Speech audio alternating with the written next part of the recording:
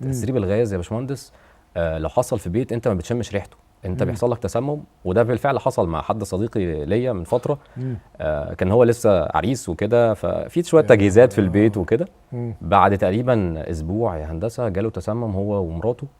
ولولا ان هو كان قاري عن الموضوع من فتره، هو اللي شخص نفسه وطلع جري على المستشفى قال لهم يا جماعه انا عندي تسمم غاز. هو ما كانش لا شم ريحه ولا اي حاجه، فضل ان هو ايه يحصل مشاكل في بطنه هو ومراته وكده. فهو اللي شخص نفسه بان وكل ده من غير ما يشم ريحه الغاز، ما فيش اي ريحه غاز موجوده في البيت.